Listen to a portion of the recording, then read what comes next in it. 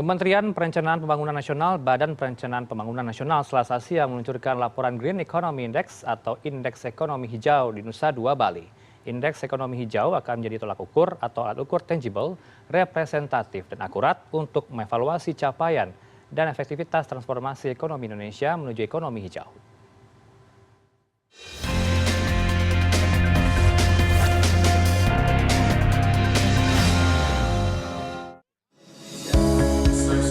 Ekonomi hijau menjadi salah satu strategi utama dalam transformasi ekonomi untuk mencapai visi Indonesia 2045 yang ditetapkan Kementerian Perencanaan Pembangunan Nasional, Badan Perencanaan Pembangunan Nasional.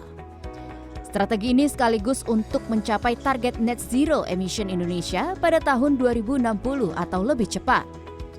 Untuk itu dibutuhkan laporan indeks standar pencapaian ekonomi hijau di Indonesia.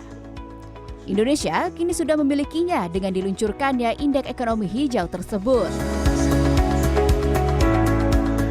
Peluncuran laporan Green Economy Index atau Indeks Ekonomi Hijau Selasa siang dilakukan Kementerian Perencanaan Pembangunan Nasional, Badan Perencanaan Pembangunan Nasional dalam rangkaian Third G20 Development Working Group Meeting yang digelar di Nusa Dua Bali.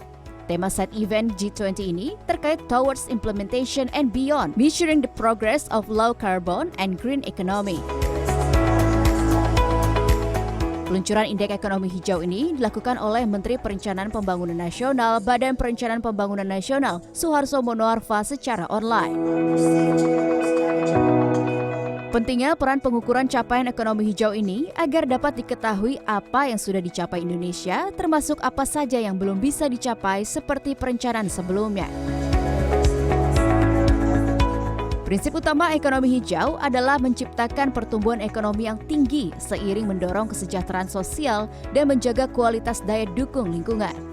Fokusnya pada peningkatan ekonomi hijau, pengelolaan aset dan infrastruktur yang berkelanjutan, serta memastikan transisi yang adil dan terjangkau dan memberdayakan sumber daya manusia. Indonesia sendiri dalam pembangunan rendah karbon dan ekonomi hijau telah memulainya sejak tahun 2017. Sebab dampak perubahan iklim terkini tidak hanya berpengaruh pada level global, namun juga nasional. Selain kesiapan sumber daya manusia dan teknologi, dibutuhkan dana yang besar untuk mewujudkan ekonomi hijau dan net zero emission. Dari perhitungan Bappenas, sedikitnya dibutuhkan investasi antara 3-5% dari produk domestik bruto untuk mendukung hal tersebut. Dengan 3-5% PDB tentunya nggak mungkin lah semua harus dengan kapasitas fiskal kita yang harus kita dorong ya. Harus ada kontribusi dari dunia usaha.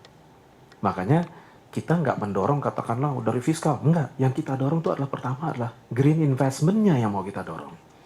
Jadi pada saat bicara ekonomi hijau, ya investasi yang lebih hijau lagi ke depan yang menjadi kata kunci.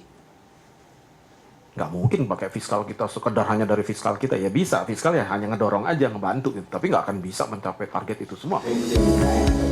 Sementara untuk mewujudkan Green Economy Hijau, DPR RI dari Komisi 4, Komisi 7, dan Komisi 11 juga memberikan dukungan. Salah satunya tengah membahas rancangan Undang-Undang Inisiatif DPR terkait energi baru dan energi terbarukan. Sebab krisis yang mengancam masa depan bumi dan manusia, diantaranya karena perubahan iklim, polusi, serta hilangnya keanekaragaman hayati. Maka dari situlah dibutuhkannya proses politik dan bisa disampaikan juga ya parliamentarian yang memang mempunyai visi jangka panjang seperti ini agar kebijakan-kebijakan seperti ini menjadi sebuah prioritas di dalam proses politik tersebut. Di mana akhirnya ternyata ya kebijakan mengenai transisi energi ini, RUU energi baru dan energi terbarukan masuk di dalam prolegnas tahun 2019-2020 hingga tahun ini masuk.